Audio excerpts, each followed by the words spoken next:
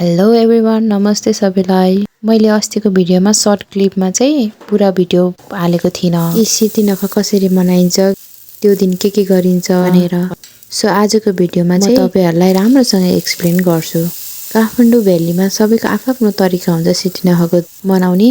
So हाम्रो चाहिँ म मेरो तरिकाको भन्छु है त। अनि कतिजनाको चाहिँ दिवाली पनि पर्छ, मतलब चाहिँ कुल पूजा।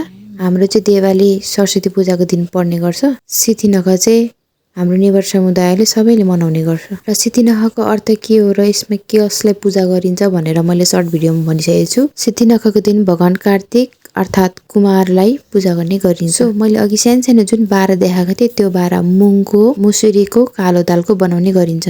त्यो बारा टिटे चढाउनु पर्ने हुन्छ र हरेक देवतालाई सबैपछि चढाउने गरिन्छ। समयपछिमा अन्डा कुखुराको र हाँसको राख्ने गरिन्छ। कुखुराको अन्डा चाहिँ कुलदेवताहरूलाई चाहिँ चल्दैन, त्यो चाहिँ गणेश र भगवती भगवानलाई चाहिँ चढाउने गरेर छुट्याएको हो। सो यसरी नै मम्मीले त्यहाँ रेडी पार्दै हुनुहुन्छ पूजाको सामग्री। कति धेरै कुराहरू छ त्यहाँ, राम्रोसँग हेर्न सक्नुहुन्छ। जजनका समयपछि भइहाल्यो। जौ, अक्षता, तेल, 3 प्रकारको बारा, जसमा मोटरको बारा पनि बनाइन्छ बनाउन चाहिँ, तर हामीले यहाँ बनाएको छैन। हामी चाहिँ यसरी नै चढाउने गर्छौँ। अनि त्यो सानो चाहिँ गजा हो, त्यो चाहिँ देवतालाई चढाउनु पर्छ। पूजा गर्नुभन्दा अगाडि त्यहाँ राख्नुपर्छ। त्यो पनि हामीले चिउरालाई भिजाएर बनाउने। सो यसरी नै सबै सामग्री ठिक पारेर हामी पनि रेडी भएर हामी सब फ्यामिली नै पूजा गर्न जान्छौँ। सो सुरुमा चाहिँ हामीले गर्ने भनेको घरको दैलोको अगाडि पिखलिरीमा पूजा गर्नुपर्छ। सबै कुरा चढाउनुपर्छ। सुरुमा चाहिँ भगवानलाई भन्दा पनि त्यहाँ सुरुमा गर्नुपर्छ। त्यहाँ गरिसकेपछि अनि हामी फेरि माथि जान्छौँ। हेर्न सक्नुहुन्छ मम्मीले सबै कुरा चढाउनु भएको छ मजाले अगाडि। अनि तपाईहरु कतिजनालाई कस्तो लाग्छ नेवार समुदायको चाडपर्वहरू बनाएको परिकारहरू कस्तो लाग्छ कमेन्ट गर्नु है त। भिडियो एकदमै लामो हुन गएको छ, तर पनि डिटेलिङमा देखाउनु पर्ने भएकोले गर्दाखेरि एक देखाउनु पर्ने भएर लामो भएछ। सो भोइस ओभर गर्न नि एकदमै लामो भयो। सो घरको अगाडिको दैलोको पिखलिरीमा पूजा गरिसकेपछि हामी कुलदेवताको गणेशलाई पूजा गर्न जान्छौँ। कुलदेवता चाहिँ हाम्रो बाहिर राख्ने गरेको छ। अनि कुलदेवताको गणेशलाई चाहिँ हामी केटी मान्छेले पूजा गर्न मिल्छ। त्यही गणेशको छेउमा कुलदेवता पनि छ, त्यो चाहिँ हामीले छुनु हुँदैन आजको दिन। र त्यसको लागि हाम्रो पूजा थाल पनि अलगै हुन्छ। कुलदेवतालाई पूजा गर्ने चाहिँ छोरा मान्छेले गर्ने गरिन्छ। गणेशको पूजा सकिएपछि हामी भगवती मन्दिर जान्छौँ, किनभने हामीले पूजा गर्ने आइमी मान्छेले पूजा गर्ने ठाउँमा सबै सकाएर अनि छोरा मान्छेको पूजा गर्ने पालो हुन्छ। त्यही भएर हामीले जहाँ पूजा गर्न मिल्छ हामी त्यहाँ पूजा चाहिँ सकाउँछौँ पहिले नै। भोइस ओभर चाहिँ अगाडि नै गरिसक्यो, तर पूजा चाहिँ भर्खरै हुँदैछ गणेशलाई। देख्नुभयो त त्यहाँ गणेशलाई कुखुराको अन्डा चढाउने गरिन्छ। अनि भगवतीलाई पनि पूजा गरिसकेपछि, भगवती चाहिँ मा दुर्गाको अवतार है। भगवती मातालाई पूजा गरिसकेपछि यो गणेश पूजा गरेर भगवती मातालाई पूजा गर्न जान्छौँ। र भगवती माताको पूजा गरिसकेपछि चाहिँ हामी फेरि जान्छौँ घर। अनि घरमा घरको देवतालाई पूजा गर्छौँ। अनि घरको देवतालाई पूजा गरिसकेपछि फेरि हामी त्यही गणेशजीको थानमा आउँछौँ, जहाँ छेउमा कुलदेवता हुनुहुन्छ उहाँलाई चाहिँ पूजा गर्न। कुलदेवतालाई पूजा चाहिँ बाबाले गर्नुहुन्छ, त्यहाँ भिडियोमा हेर्नुहोस् है। म धेरै नै भोइस अगाडि नै गरिरहेको छु, किनभने भिडियो एकदमै लामो छ। अब डिटेलिङमा देखाउनु पर्ने भएकोले गर्दाखेरि चाहिँ लामो भएको हो। देख्नुभयो यहाँ भिडियोमा भर्खर भगवती माताको मन्दिर आइरहेछौँ हामी। घर छेउ नजिकै भएको भएर हामी जान्छौँ। हरेक चाडपर्वमा मन्दिर नजिकै भएको कारणले गर्दाखेरि हामी भगवती मातालाई पनि पुज्ने गर्छौँ। त्यसपछि हामी बाबाले पूजा गरिसक्नु भएपछि चाहिँ अनि हामी चाहिँ परको कुलदेवतालाई नै, भैरवलाई, कुलदेवता उहाँ पनि हुनुहुन्छ पर, अनि भैरव पनि हुनुहुन्छ, उहाँलाई पनि पूजा गर्न जान्छौँ अलग अलग थाल लिएर। परको कुलदेवता र भैरवलाई पूजा गर्नलाई चाहिँ हामी सबै परिवार जान्छौँ, तर त्यहाँ चाहिँ बाबाले नै पूजा गर्नुहुन्छ। हुन त त्यहाँ छोरी मान्छेहरू मात्रै पनि आउँछन् पूजा गर्न, तर हामीले चाहिँ जहिले छोरा मान्छेले नै पूजा गर्ने गरेको भएर हेर्नु न त्यही भएर सधैँ बाबाले नै पूजा गर्नुहुन्छ। र चारैतिर पूजा सकेर अनि बालकुमारीमा पनि पूजा गर्न जानुभएको छ। म चाहिँ गएको छुइनँ, किनभने बाबुमा नमानेर। बालकुमारी चाहिँ गुठीको देवता भएर वर्षैपछि घर चेन्ज हुन्छ। सो यहीँ नजिकै भएर जानुभयो, म चाहिँ गइनँ, सबैजना जानुभयो। अनि सबै देवताहरूलाई पूजा गरिसकेपछि घरमा आएर त्यही देवतालाई चढाएको सबै समेपछि एउटा भाँडामा राखेर अनि त्यही प्रसादी हुन्छ त्यही खानुपर्ने हुन्छ। त्यो समेपछि खानुभन्दा अगाडि चाहिँ ठुलो मान्छेहरूले टिका लगाइदिनुहुन्छ अनि त्यो समेपछि चाहिँ एउटा पनि केही नखालिकन सबै आफआफ्नो भागको सबै खानुपर्ने हुन्छ। त्यो बाबुलाई नै होस् खाए नखाओस् तर मान्छे छ भने चाहिँ घरको मान्छेलाई हरेक मान्छेलाई छुट्याएर चाहिँ समेपछि छुटाउनुपर्छ। त्यो समेपतिहरू खाएर टिका लगाएर अनि हामी पकाउन थाल्छौँ।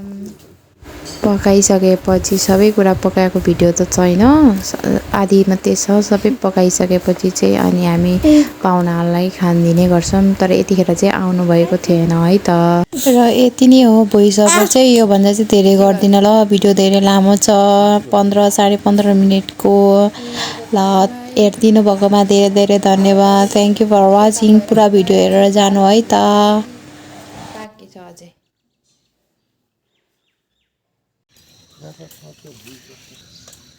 ब्रेकै नभए साइकल पो चढ्नु पर्छ, ब्रेक भएको साइकल तल एक तल छ त्यसको त त्यतिकै छोड्यो होला है तल खोल्दिनु तल तल एक तल छ त्यसको त त्यतिकै छोड्यो होला है तल खोल्दिनु तल साइकल त्यो सटर हालेर किन हाल्छ होइन के सटर हाल्छ गाडी राख्नु ए पानी त सबै किन्छिन्छ भयो है भयो मा हो नि मा यो ल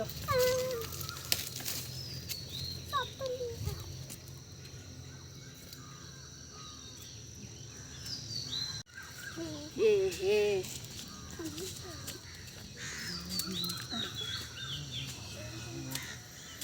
के हो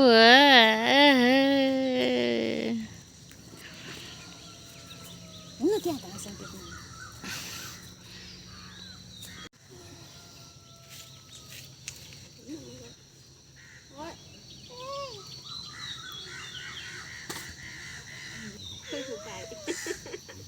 दिदीले लजाउने दिदी पऱ्यो के हो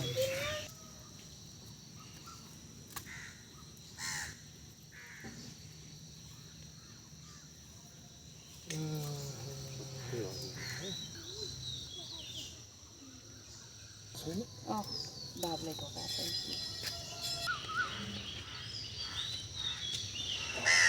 अनलाइन फुटेको हाई हाई गरेर यसलाई नुनु नै पुगेको छैन आँखा घोच्यो कपाल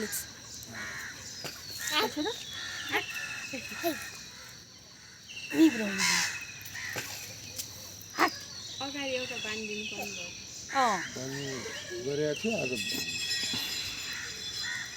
कपाल आँखामा मात्रै के गर्छ मुख भयो कहाँ टाउको पक्ने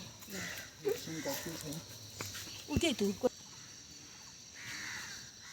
यो अलिकति ऊ चाहिँ भएन के भने यहाँ है कस्तो डर लाग्दो के म त हिँड्नै सक्दिनँ चिप्रो ऊ जुत्ता परेर त डङ्गै लड्छ झन् यो पानी है बग्दो रहेछ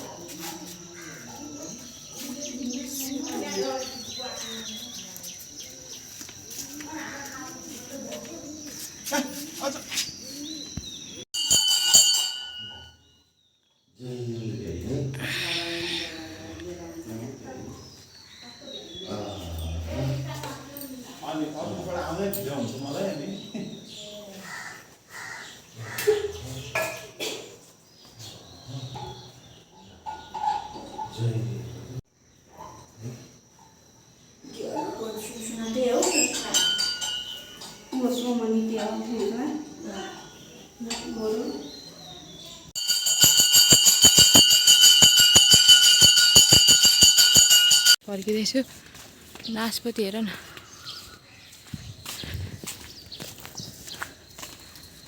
नासपति फुलेको त अरू बेला नि त चाँडै त उठ्यो हो त यो हामी केही नपकाइकन मात्रै हो आज छिटो भयो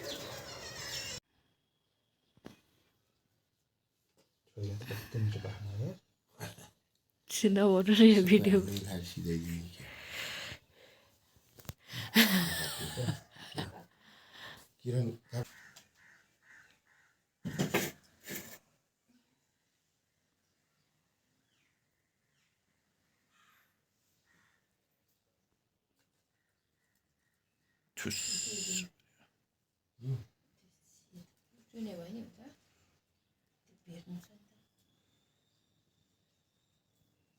त्यतिकै तिमी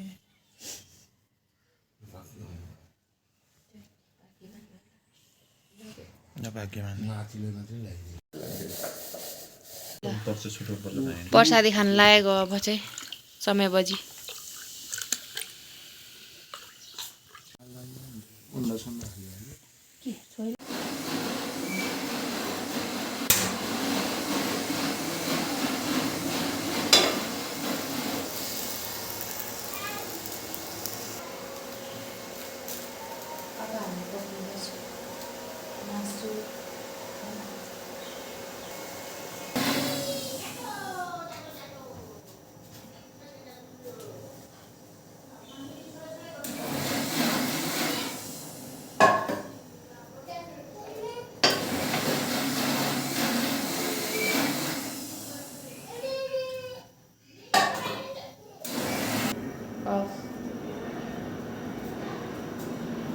मासु सबै हो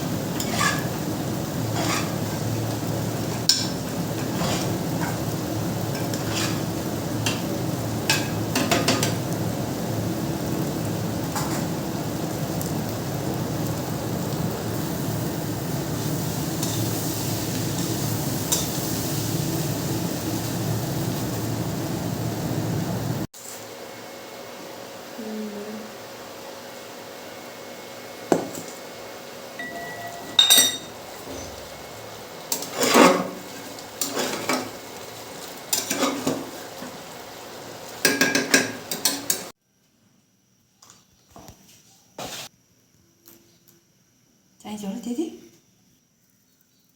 अदुवा लसुन चाहिँ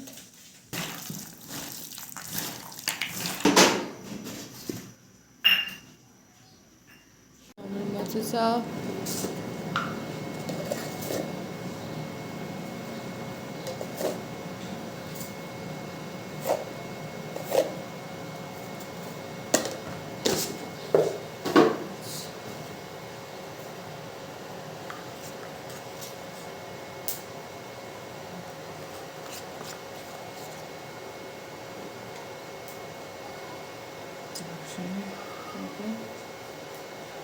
हल्दी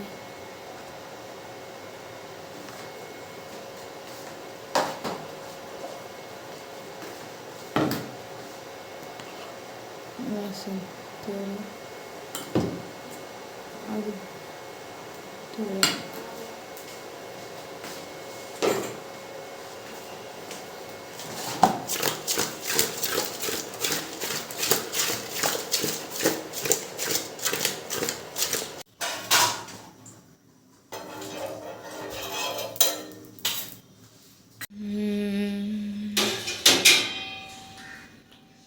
बाह्र तिमी मासु छैन होइन